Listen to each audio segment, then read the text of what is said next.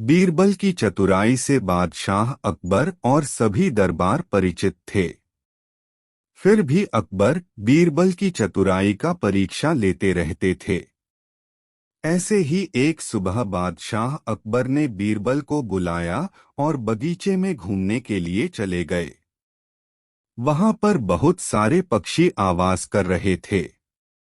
अचानक बादशाह अकबर की नजर एक कौवे पर पड़ी और उनके मन में शरारत सूझी। उन्होंने बीरबल से कहा, मैं यह जानना चाहता हूं कि हमारे राज्य में कुल कितने कौवे हैं। यह सवाल थोड़ा अटपटा जरूर था, लेकिन फिर भी बीरबल कहा, महाराज मैं आपके इस प्रश्न का जवाब दे सकता हूं, लेकिन मुझे थोड़ा समय चाहिए। अकबर ने मन ही मन मुस्कुराते हुए बीरबल को समय दे दिया। कुछ दिनों के बाद बीरबल दरबार में आए तो शहंशाह अकबर से पूछा, बोलो बीरबल कितने कौवे हैं हमारे राज्य में। बीरबल बोले, महाराज हमारे राज्य में करीब 323 कौवे हैं। यह सुनते ही सभी दरबारी बीरबल को देखने लगे। फिर बादशाह अकबर बोले, अगर हमारे राज्य में कौवों की संख्या इससे ज्यादा हुई तो। बीरबल बोले, हो सकता है कि महाराज कुछ कौवे हमारे राज्य में अपने रिश्तेदारों के यहाँ आए हों। इस पर बादशाह अकबर ने कहा, अगर कम हुए तो तब बीरबल बायले, हो सकता है कि हमारे राज्य के कौवे दूसरे देश अपने रिश्तेदारों के यहाँ गए हों। जैसे ही बीरबल ने यह बात कही पूरा दरबार ठहाकों से गूंज उठा और एक बार फिर बीरबल अपनी बुद्धि के कारण प्रशंसा के पात्र बन गए। कहानी से सीख। बच्चों, इस कहानी से यह सीख मिलती है कि अगर दिमाग का इस्तेमाल किया जाए तो हर समस्या का हल और सवाल का जवाब ढूंढा जा सकता है। दूसरी कहानी। एक बार की बात है, बीरबल दरबार में मौजूद नहीं थे। इसी बात का फायदा उठाकर कुछ मंत्रीगण बीरबल के खिलाफ महाराज अकबर के कान भरने लगे। उनमें से एक कहने लगा, महाराज आप केवल बीरबल को ही हर जिम्मेदारी देते हैं और हर काम में उन्हीं की सलाह ली जाती है। इसका मतलब यह है कि आप हमें अयोग्य समझते हैं। मगर ऐसा नहीं है, हम भी बीरबल जितने ही योग्य हैं। महाराज को बीरबल बहुत प्रिय थे।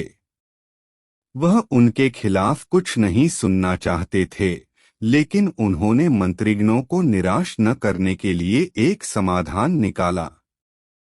उन्होंने उनसे कहा, मैं तुम सभी से एक प्रश्न का जवाब चाहता हूं, मगर ध्यान रहे कि अगर तुम लोग इसका जवाब न दे पाए तो तुम सबको फांसी की सजा सुनाई जाएगी।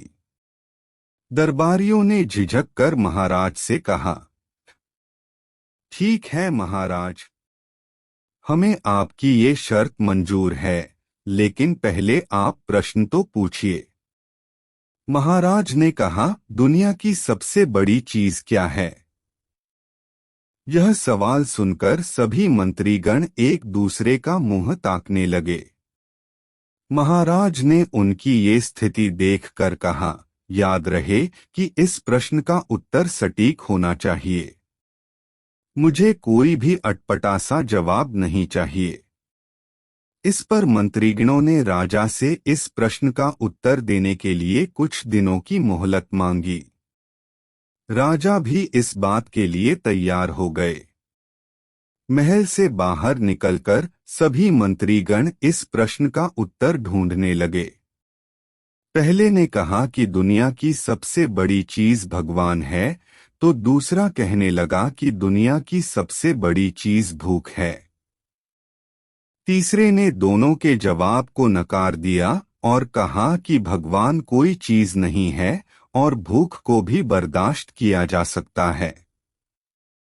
इसलिए राजा के प्रश्न का उत्तर इन दोनों में से कोई नहीं है। धीरे धीरे समय बीतता गया और मोहलत में लिए गए सभी दिन भी गुजर गए। फिर भी राजा द्वारा पूछे गए प्रश्न का जवाब न मिलने पर सभी मंत्रीगणों को अपनी जान की फिक्र सताने लगी। कोई अन्य उपाय न मिलने पर वो सभी बीरबल के पास पहुंचे और उन्हें अपनी पूरी कहानी सुनाई। बीरबल पहले से ही इस बात से परिचित थे। उन्होंने उनसे कहा, मैं तुम्हारी जान बचा सकता हूँ, लेकिन तुम्हें वही करना होगा जैसा मैं कहूँ। सभी बीरबल की बात पर राजी हो गए। अगले ही दिन बीरबल ने एक पालकी का इंतजाम करवाया। उन्होंने 2 मंत्रीगणों को पालकी उठाने का काम दिया, तीसरे से अपना हुक्का पकड़वाया और चौथे से अपने जूते उठवाए व स्वयं पालकी में बैठ गए। फिर उन सभी को राजा के महल की ओर चलने का इशारा दिया।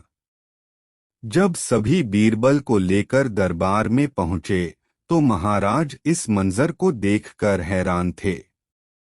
इससे पहले कि वो बीरबल से कुछ पूछते, बीरबल खुद ही राजा से बोले, महाराज, दुनिया की सबसे बड़ी चीज गरज होती है। अपनी गरज के कारण ही ये सब मेरी पालकी को उठाकर यहाँ तक ले आए हैं। यह सुन महाराज मुस्कुराए बिना न रह सके और सभी मंत्रीगण शर्म के मारे सिर झुकाए खड़े रहे। कहानी से सीख। इस कहानी से हमें यह सीख मिलती है कि हमें कभी भी किसी की योग्यता से जलना नहीं चाहिए, बल्कि उससे सीख लेकर खुद को भी बेहतर बनाने की कोशिश करनी चाहिए।